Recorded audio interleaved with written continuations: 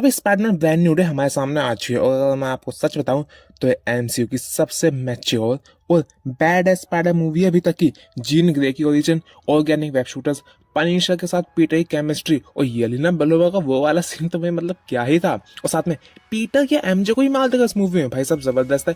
थोड़ा सा स्पॉइलर होंगे लेकिन हाँ, इस मूवी का रिव्यू करते हैं। ऑनेस्टली आपको पूरी मूवी की मैं एक्साइटमेंट बढ़ा दूंगा थिएटर से पहले। तो शुरू करते हैं इस वीडियो को। तो मूवी शुरू होती है मार्वल के क्लासिक ओपनिंग लोगों से जिसमें प्रीवियस मूवीज के नॉस्टैल्जिक शॉट्स थे, पर इसके तुरंत बाद हमें बताया जाता है कि नो वे होम के डॉक्टर स्ट्रेंज के स्पेल के बाद 4 साल बाद पीटर की लाइफ कितनी डिप्रेसिंग और अकेलेपन से भरी है। वो यहाँ पे एंटी डिप्रेशन भी लेता है। पीटर न्यूयॉर्क का फुल टाइम प्रोटेक्टर है, पर इशू ये है कि उसका आइकॉनिक डीएनए म्यूटेट होना शुरू हो चुका है। उसका स्पाइडर सेंस इतना इंटेंस हो चुका है कि वो डिसोरिएंट हो रहा है। स्टोन, मैक गार्गन का स्कॉर्पियन। और इसी दौरान हम मिलते हैं डिटेक्टिव जीन डी वॉल्ट से। अब ये एनवाईपीडी में पीटर की पार्टनर इन क्राइम और इन्फॉर्मेंट है। पर जब एक्ट 2 में जब पीटर अपनी बोर्ड के पास, अब ब्रूस उसे कोई सुपर हीरो फाइट्स में गाइड नहीं करता, बल्कि एक टेक्निकल एडवाइजर और मेंटर की तरह सपोर्ट करता है। वो पीटर को उसका म्यूट हमारे फ्रैंक कासल एक था पनिशर।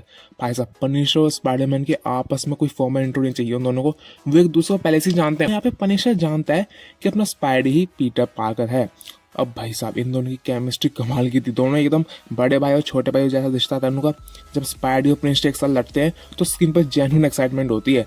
दोनों के बीच एक शेयर्ड पास्ट था। हम सब जानते हैं कि पनिशर की फैमिली को मार दिया था गुंडों ने, फिर वो ऐसा बन गया था। अब बात करते हैं मूवी के मेन प्लॉट ट्रिगर की, येलिना बेलोवा, जो कि न्यू एवेंजर्स की लीडर भी है। इनका कैमियो भी था जो कि थ्रोवे सीन नहीं था। अब येलिना ही बताती है पीटर को अपने इन्फॉर्मेंट से कि इन सब के पीछे कौन है, जो कि है जीन ग्रे। अब येलिना का वो बाथरूम वाला सीन भी था जहाँ पे वो सबसे ज्यादा फ्लर्ट करती है कि भाई तू पहले अपने कपड़ों उतार के पूल में आ, जब मैं तुझे बताऊंगी। तो मतलब काफी थोड़ा सा फनी चीजें थी। अब इसके लिए इंटिम सकते हैं कि ये कैसा था, मेन विलन ही है एक तरीके का।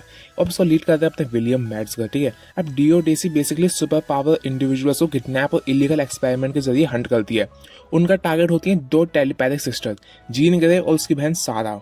अब जो सारा होती है डैमेज कंट्रोल के ब्रूटल एक्सपेरिमेंट में सरेंडर कर देती है और जीन ग्रे अपनी बहन को बचाने के लिए पूरा डैमेज कंट्रोल और न्यूयॉर्क पर हावी होने लगती है। अब भाई Sadie Singh as Jean Grey is absolutely perfection. वो खतरनाक है, स्केरी है और एक ही वक्त में इमोशनली वल्नरेबल भी है। मतलब भाई साहब, ये एक बंदे में 3 खूबियां हैं। अब डायनेमिक 4 साल बाद नैंडो एमजे अपनी लाइव्स में आगे बढ़ चुके हैं, कॉलेज में है। पीटर उन्हें सोशल मीडिया पर दूर से देखता है ताकि उन्हें खतरे में ना डाले। पर जब माइंड पोजेसिंग विलन जो कि जीन ग्रे होती है, एमजे को अपना टारगेट बनाती है, क्योंकि उस समय पीटर पाकर ऑब्वियसली आंट मे से मिलती है। और आंट मे की जो मोटिवेशनल स्टोरी होती है ना, उसके बाद ही मेरे ख्याल से जो अपनी जीन ग्रे उसका हृदय परिवर्तन होता है, वो पीटर को समझाती भी। और हाँ, यहाँ पे अपनी एमजे और पीटर पार्कर के बीच में थोड़ा सा एक सीन भी होता है। मतलब ऑब्वियसली आप समझ ही गए हो किस होता है। लेकिन अब भाई फिल्म का क्लाइमैक्स और एंडिंग मेरे हिसाब से मार्वल सिनेमा की सबसे बिग पेंडेंट पकड़ के जो पीटर पार्कर का, तो समझ सकते हो। अभी मेमोरीज आई नहीं है किसी की भी, लेकिन ना लगता है हल्की से आने लगी हैं। तो अगर देखा जाए ना तो उसके बाद आपको थिएटर्स में, ठीक है, ओटीटी का वेट करो। चलो मिलता हूँ आपसे नेक्स्ट वीडियो के, तब तक God bless you all and जय हिंद।